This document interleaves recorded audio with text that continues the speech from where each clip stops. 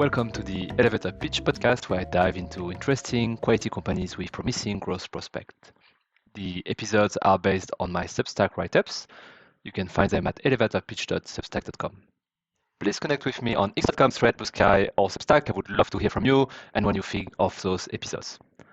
Today, we'll be talking about a Polish company called Inpost. It's a very unique company in its space. It's about a 7 billion euro market cap with about 50% free float.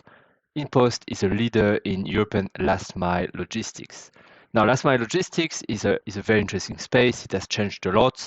The advent of e-commerce and platforms like Amazon have really created a boom in that space. And what was the realm of the legacy postal companies has seen the emergence of a lot of different logistics companies doing express courier or alternative delivery methods.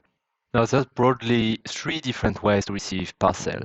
The one most people are familiar with is, two-door, right? Someone comes in a truck to your home front door. They ring. If you're here, you get the package. If not, either they leave it there or they bring it back with them and they have to come back. It's the most used method in the world, but it's also the less convenient because it means you have to be there when the person arrives, or you need to have a second distribution, or you have to have someone take the parcel for you.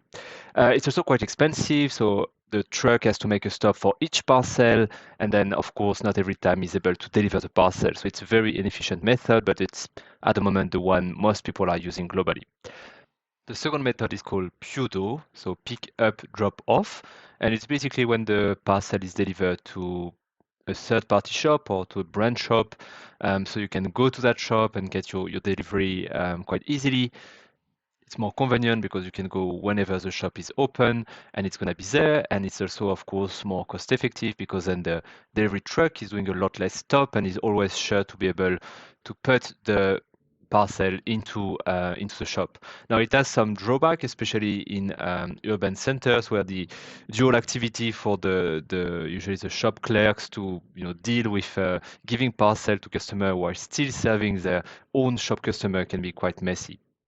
Now, the last method is the most interesting. It's the one I personally try to use when I can, and it's called APM, so Automated Parcel Machine. And those are large, secured machines with many little lockers, and the only way to open the locker is with a special code that the recipient of the parcel only has. Now, those lockers are very convenient because they are open 24/7. You just need the QR code. There's usually no waiting time. It's a small footprint, so they can be put almost anywhere in a city. They don't take much space, and they are quite cheap to operate, and they are very efficient to fill up because then every time the delivery truck comes in, it can put as many packages as needed into that locker. Now, Inpost really made all of their initial success with those automated parcel machine in Poland, which is still about 60% of revenue and most of the profit, honestly, at this point. In Poland, it's really what has been driving the growth to where they are. So they have about 24,000 lockers, very high number. But the driver of that growth have been twofold, right? The first one is, as I mentioned, the cost. So it's about between 30 and 40% cheaper to have a delivery through an APM than at the door delivery, which has been great for merchant who wanted to offer free delivery or for consumers who had to shoulder the cost of delivery. It's always a cheaper option to get delivery into the APM. And then it's convenience, right? And Inpost has some very impressive statistics. So if you live in an urban area like Warsaw, about 90% of the population is within a 7-minute walk from an APM from Inpost, which means that, basically you go to work, you go to the gym, you are getting some grocery, you will very likely find an Inpost APM on your way, which is making it, again, very convenient for people. And as a result, over the last 20 years, Inpost has managed to reach a 45% market share in delivery volume, which means that basically 1 out of every 2 packages in Poland gets delivered through Inpost, which is extremely impressive. Now, of course, it required a bit of upfront investment at the time. Every locker is about 20K, but they have a very fast break-even period, about 12 to 14 months. As a result, Inpost in Poland is generating EBITDA margin in excess of 45% in that segment. It's true that Poland by now is quite penetrated. I mentioned they have 24,000 lockers in Poland. They think they can get to 27,000. So clearly the growth here is not going to be installing more lockers. It's really going to be for Inpost in Poland to convert as much as they can of the remaining 50% of the Polish parcel, which are not going through Inpost APM. And they still benefit from the continuing e-commerce penetration, right? So Poland is still well below the UK or US, for example, in e-commerce penetration. So that's going to be the main driver of the growth. And finally, I would say the CEO, so founder CEO Rafał, is a very strong founder. He's a very creative person. So, for example, he's been pushing for a new initiative they launched called Inpost Pay, which allow customers to have two-click checkouts to improve, of course, conversion for merchant. And Inpost Pay, as the name implies, basically, if you have an Inpost account, it will allow you to pay using your preferred payment method and get the delivery into your preferred APM machine. And that's kind of again, streamline the checkout for any merchant using Inpost. So I would say Poland for Inpost, again, 60% of revenue. It's not a cash cow in the sense that it's still growing. It's still something that has potential, but it's clearly getting to a more mature stage. Now, for the international part of the business, which is about 30% of revenue, now that's completely new in a way. So Advent, which is the private equity company that owned Inpost before the IPO in 2021, they were really focused on making Poland work, and they did clearly. But once Inpost went public, they really started the second part of the strategy, which was going international. So they listed in January 2021, and in March 2021, they were acquiring a company called Mondial Relais, which is a French company which has a lot of PUDO, right? So the pickup drop-off points, so the delivery into convenience store, basically. And they were present in France, Italy, Portugal, and Spain. And that really was the first leg to Inpost international expansion. They were going to be capitalizing on the PUDO to roll a bit the same playbooks that in Poland, so offering alternative, cheaper option for delivery. And on top of that, they will use the brand to open their own APM. So they've opened more than 2,000 parcel machine in France, for example, which are complementing the PUDO, but also, again, bringing at a lower cost delivery option for merchant and consumer. And the third leg of the growth in international market has been the UK. So in 2023 and this year, 2025, Inpost has been basically buying a company called Menzies, which is a last mile delivery company in the UK. And then with Menzies, they can target that market, which is the most e-commerce penetrated in Europe, and again offering both the PUDO and the APM all integrated basically. Now, the international markets, they're still quite far from a profit perspective from what is happening in Poland, but they have a lot of potential. So in France, for example, 98% of delivery are made to the door. In the UK, it's 90%. So the growth potential for Inpost is pretty massive. So yeah, that's basically Inpost, right? It's quite simple. It's in Poland, they have the dominant leader position in APM and they are developing international. So it's a story of basically a bit financing the international growth with a very successful domestic platform. Post has been okay-ish IPO, I guess, for Advent. It's IPO'd in 2021, didn't really do well there. Then 2022, the market crashed. And they've been on the recovery since then, trying to show to the market that, they do have growth opportunities and they are a solid company.